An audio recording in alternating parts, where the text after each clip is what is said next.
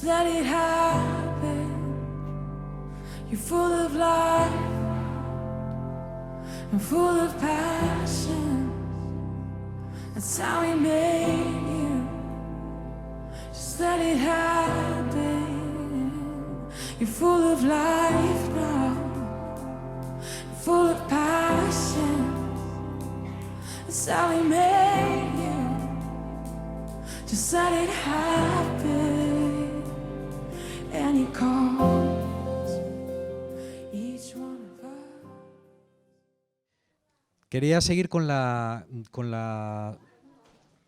sesión de las virtudes. Habíamos empezado a hablar de las virtudes, habíamos tenido 3 sesiones hablando de las virtudes cardinales, que son la fe, la esperanza y el amor. Y ahora nos tocaría empezar con las otras, que son las ordinales, en el lenguaje clásico de la Iglesia, que son la prudencia, la justicia, la fortaleza y la templanza. Entonces, hoy nos tocaría empezar con la prudencia, con la virtud de la prudencia, ¿vale? Bueno, los textos en la Biblia sobre la prudencia son muchos, pero muy cortos, y se encuentran casi todo, lógicamente, en los libros sapienciales. Yo voy a leer un texto del Evangelio que está en Lucas 14, a partir del 24, creo que es. Vamos a ver. Bueno, vale, si no, no está bien así. Está bien. A ver. Dice, si alguno de vosotros, en el 28, si alguno de vosotros quiere construir una torre, ¿acaso no se sienta primero a calcular los gastos para ver si tiene con qué terminarla? De otra manera, si pone los cimientos y después no puede terminarla, todos los que lo vean comenzarán a burlarse de él diciendo, este hombre empezó a construir pero no pudo terminar. O si algún rey tiene que ir a la guerra contra otro rey, ¿acaso no se sienta primero a calcular si con 10.000 soldados puede hacer frente a quien va a atacarlo con 20.000? Y si no puede hacerlo frente, cuando el otro rey está todavía lejos, le mandará mensajeros a pedir la paz. Bueno, esta lectura es una lectura clásica de prudencia. La prudencia, igual que el amor, es una virtud muy importante y muy mal entendida. Es decir, hay virtudes que son fáciles de entender, hay otras que son menos fáciles de entender y hay algunas que se confunden con mucha facilidad, de forma que lo que es una virtud, en realidad lo entendemos como un fallo y lo que es un fallo lo entendemos como una virtud, ¿no? Entonces, esta es una de las que se presta a mayores equívocos y por eso quiero aclarar un poquitín lo que es, ¿vale? Bueno, técnicamente podríamos definir la prudencia como la virtud de no hacer el gilipollas, ¿vale? Esa sería una descripción técnica bastante buena. Ser prudente es tener el hábito de no hacer el gilipollas, o por lo menos de no hacerlo demasiado, y en último caso, hacerlo, pero darte cuenta de que lo estás haciendo. Quiero decir que si haces el gilipollas y te das cuenta de que lo estás haciendo, es menos grave que si haces el gilipollas y encima te crees que haces bien. Entonces, podríamos definir la prudencia como el arte de actuar sabiamente en las circunstancias. Actuar sabiamente en las circunstancias. Hay veces que en la sociedad en la que estamos, ser prudente se ve como mal. Por ejemplo, hace poco estaba leyendo yo un libro sobre las virtudes predominantes en la sociedad norteamericana y se decía que desde hace un cierto tiempo, especialmente desde los años 40, pero quizás incluso antes, desde principios de siglo, en Estados Unidos se fomenta muchísimo que los niños sean muy abiertos, muy relacionales, que tengan muchas habilidades sociales, que sean capaces de trabajar en equipo, ¿no? La semana pasada, hablando con Antonio de su experiencia educativa en San Antonio, en Texas, él me decía, no, sí, dice, los niños en primaria no aprenden nada. Lo único que aprenden es, lo único que intentamos o lo que más se intenta hacer con ellos es favorecer sus habilidades sociales, su capacidad relacional y su capacidad de comunicar y de venderse. Eso es lo que se valora más. Los conocimientos, va.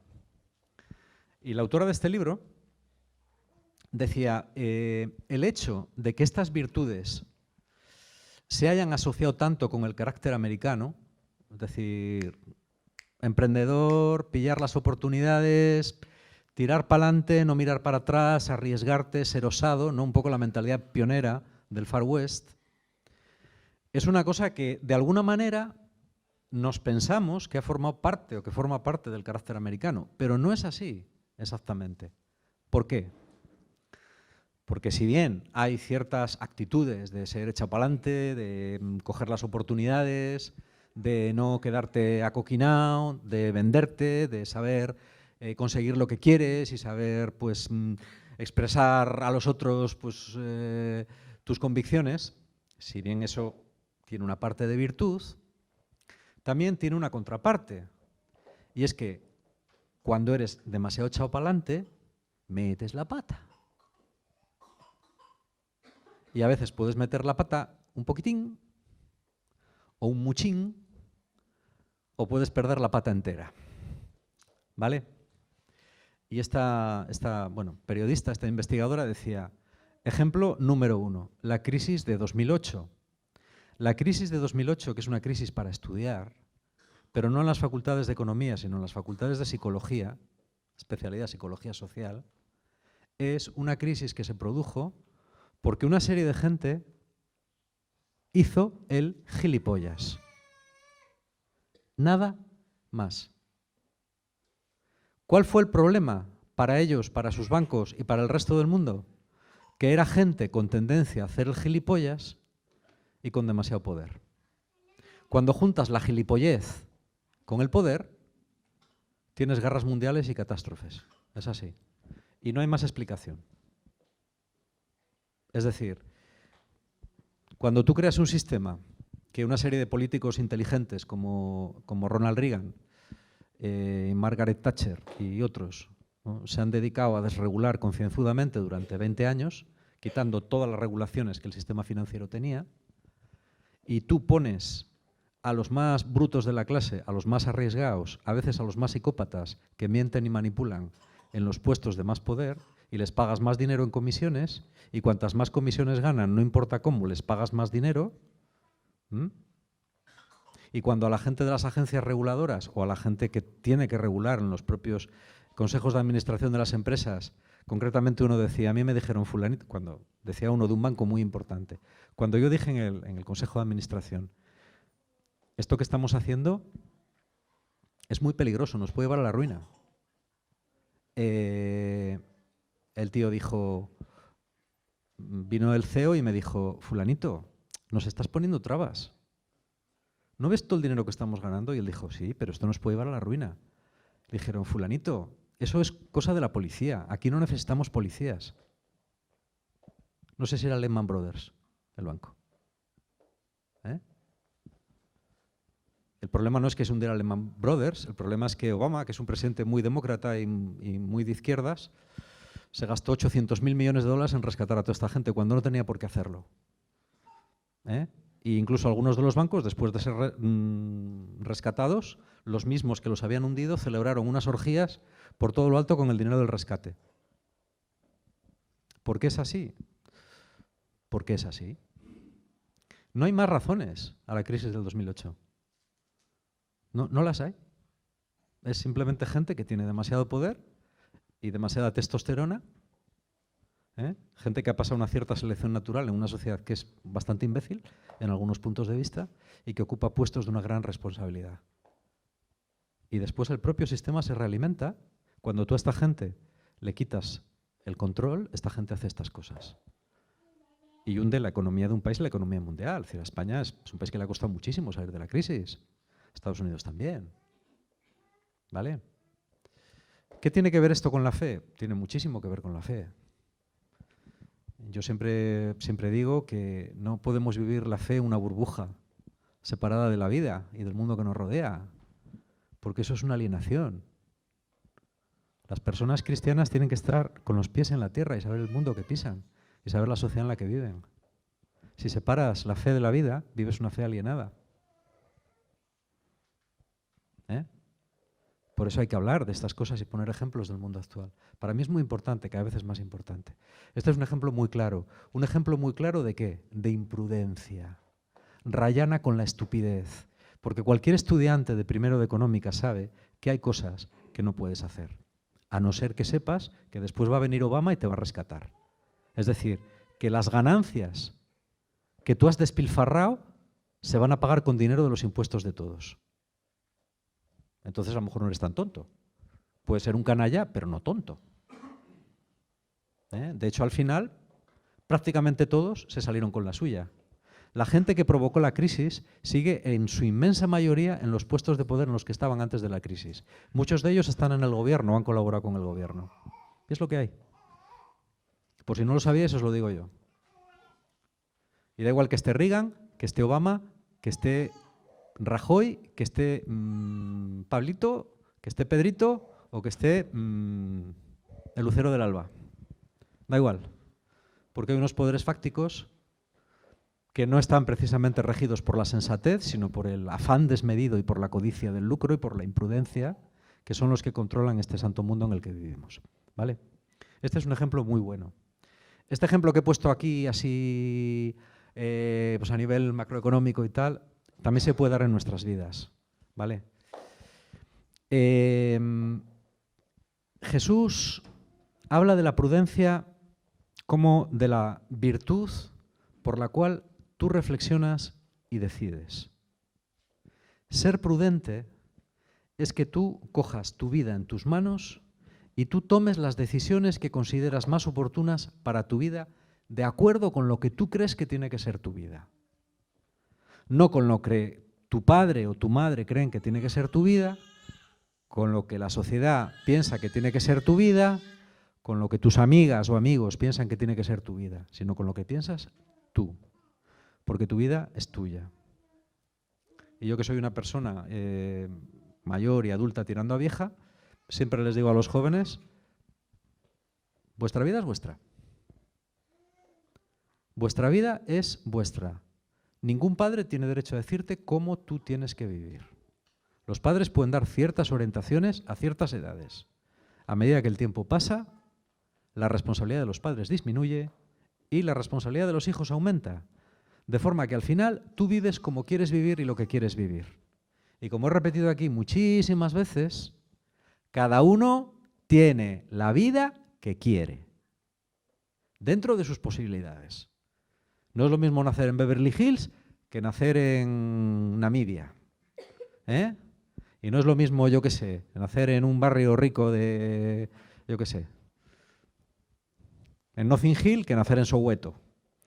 Pero dentro de lo que tú tienes, tú eliges. Tú puedes ser una persona pobre realizada y puedes ser un rico que ha desperdiciado miserablemente su vida. En todo caso, tú tienes que decidir qué quieres hacer con tu vida y cómo quieres hacer con tu vida. Eso es la virtud de la prudencia. La virtud de la prudencia en la Biblia, sobre todo en la literatura sapiencial, a mí me gusta mucho la literatura sapiencial de la Biblia porque refleja, se encuentra también en muchos pueblos de esa área, no solamente en la Biblia. En condiciones muy duras, en climas muy extremos, climas desérticos, climas muy extremos, ¿no? Con civilizaciones nomádicas, con mucha falta de agua, etc. El conocimiento era algo ya muy importante en el Antiguo Testamento. La capacidad de reflexionar sobre las cosas, de ser prudente, era muy importante para la propia supervivencia, ¿no? Por eso la literatura sapiencial, que se desarrolla pues, del año 1000 al año, pues, a la época de Jesús e incluso un poco después, es muy importante, ¿no? La literatura sapiencial insiste mucho en la reflexión. ¿La reflexión qué es? La reflexión es la capacidad de pensar y decidir acerca de la propia vida. Aunque parezca mentira, una gran parte de la gente no reflexiona nunca. Porque no tiene tiempo para reflexionar y porque le da miedo reflexionar. Hemos citado muchas veces a Pascal cuando decía que el mayor problema del hombre es que es incapaz de meterse en una habitación, sentarse en una silla y quedarse quieto solo. Mucha gente no puede hacer esto, que es tan sencillo. Mucha gente le quitas el móvil y le da un ataque de ansiedad. No sabe estar solo. Así es muy difícil tomar tu vida en tus propias manos. ¿Por qué? Pues porque eres como una cometa que está balanceada por los vientos de los estímulos. Y si los vientos de los estímulos se paran, se cae. Es necesario pararse, sentarse y ver qué pasa. ¿Vale? Las personas de tipo A, ya sabéis que en psicología hay dos grandes personalidades, que son las de tipo A y las de tipo B. Yo debo estar completamente disociado porque nunca he sabido muy bien a cuál de las dos pertenezco, ¿no? Creo que tengo rasgos de las dos. Pero bueno, las personas de tipo A son gente, así en pocas palabras, que son muy activas, muy impulsivas, que están continuamente haciendo cosas, que no suelen pararse, que comen deprisa, que son impacientes, que pitan a los demás cuando van en coche, etcétera. Las de tipo B son más reflexivas, más tranquilas, les gusta estar en casa, pueden perder muchísimo tiempo sentadas sin hacer cosas, etcétera, ¿no? Y tienden a pensar más. Bueno, yo no lo sé, pero lo que sí sé es que tanto las de tipo A como las de tipo B, como las de tipo C, que seguramente que las hay, ya veréis cómo alguien las descubre. Hay hasta D, pues fíjate, ya las han descubierto. Si es que... Bueno, o F, te vas a ver.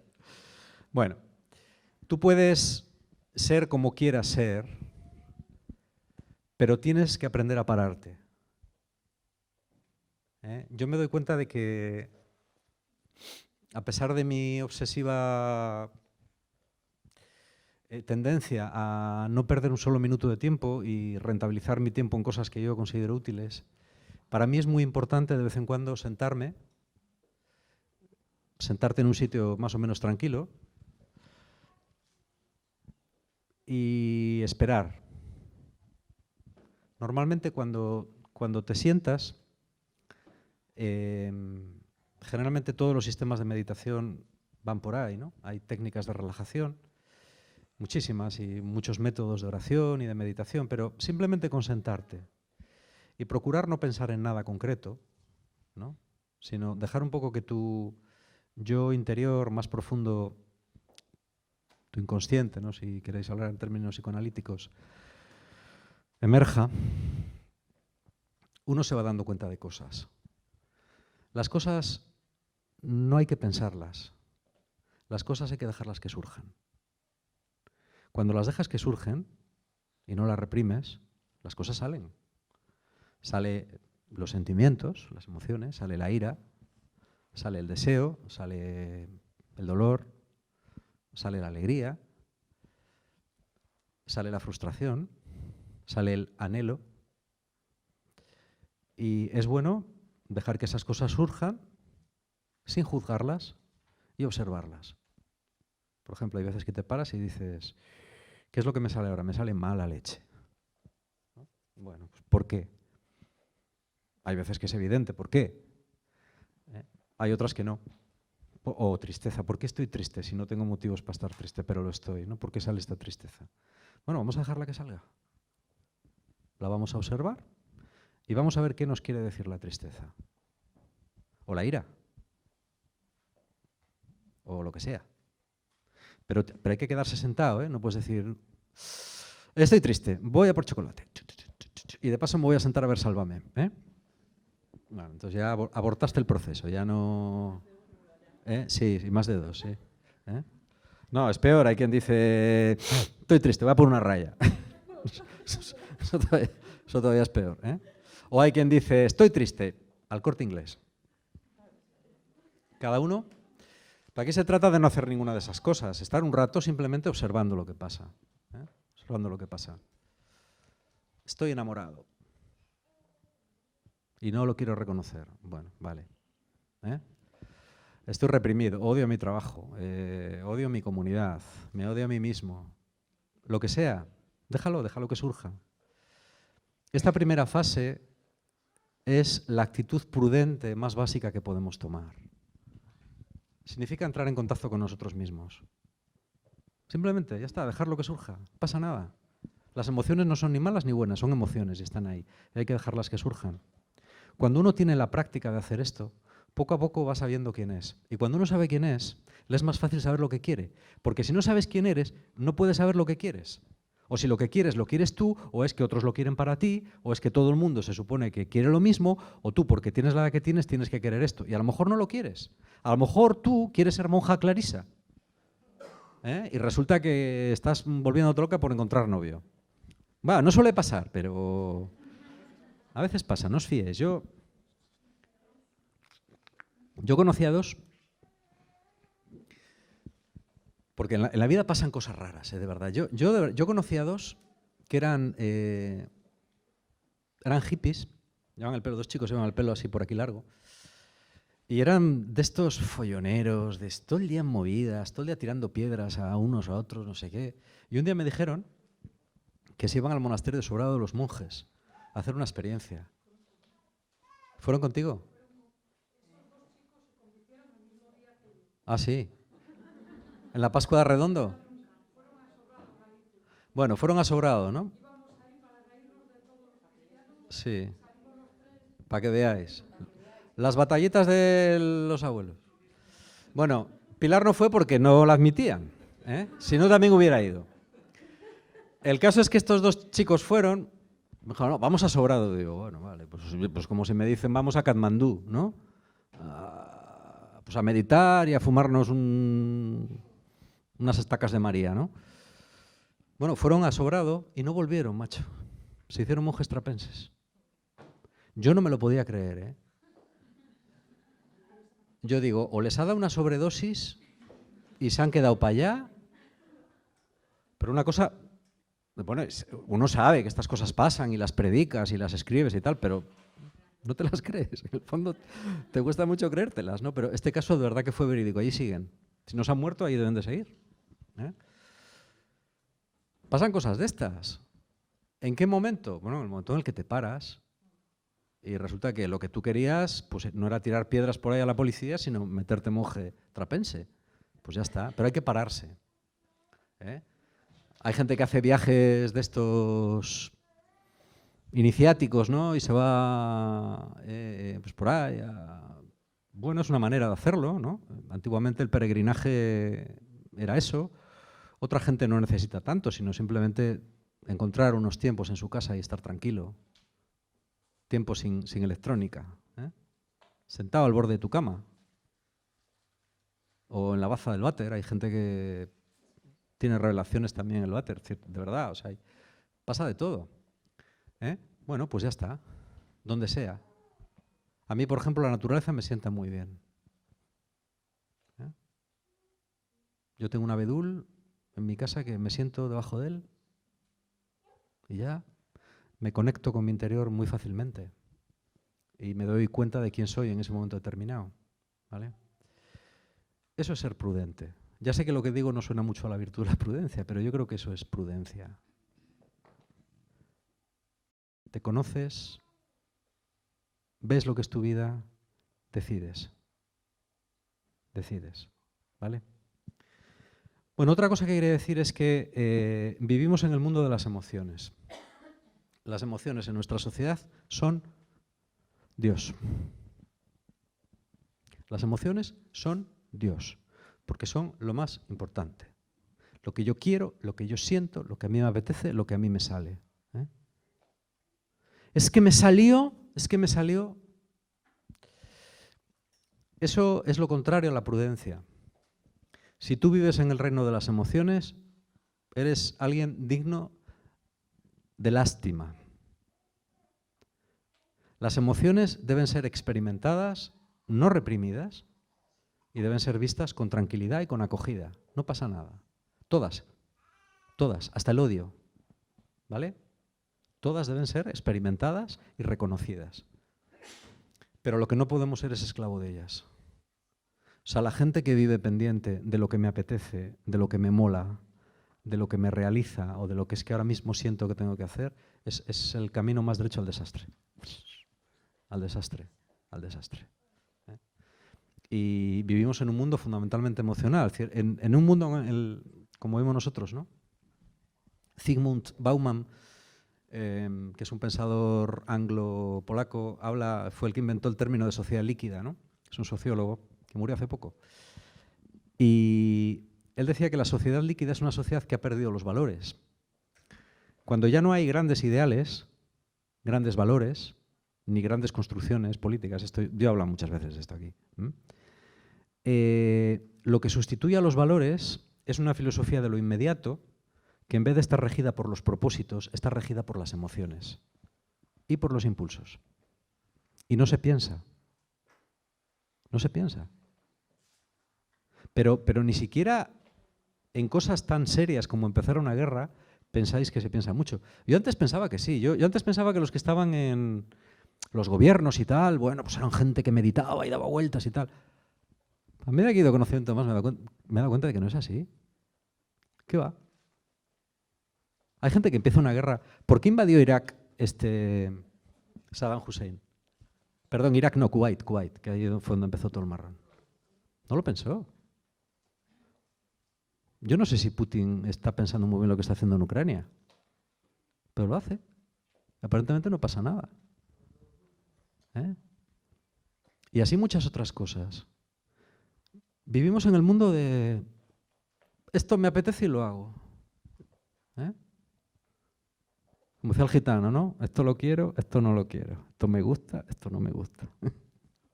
Bueno, las cosas no son así. A mí me gusta mucho la idea de Rick Warren, ¿no? Que es el que la ha popularizado, del propósito, ¿no? Es decir, una vida con propósito, una iglesia con propósito. Purpose driving, que dice él, ¿no? Es decir, cuando las cosas las haces en orden a algo que has meditado y que quieres conseguir. ¿Vale? Esto es muy importante. Yo creo que la idea que él tiene de una vida con propósito es muy buena. Y si no habéis leído ese libro, pues os recomiendo que lo leáis, ¿no? Estaría mejor si fuera más ligerito, tiene demasiadas páginas, pero bueno, es un libro muy bueno, os lo recomiendo. Básicamente en esto consiste la virtud de la prudencia. La virtud de la prudencia significa saber quién eres y lo que quieres. Y saber controlar para saber conseguir. Saber sacrificarte cuando quieres algo. No esperar que las cosas te vengan del cielo. Las cosas no vienen del cielo. No vienen del cielo. El otro día le comentaba a Anabel, no sé en qué contexto, hablando de cómo era la gente antes y cómo era la gente hoy.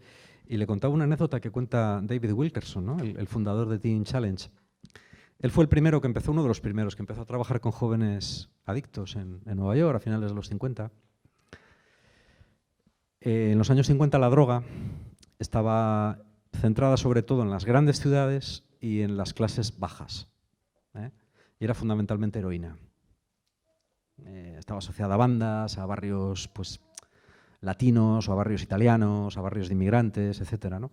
Y él dice, pero en los años 60, a principios de los 60, la droga pasó a las zonas de clase media acomodada de los suburbios, ¿no?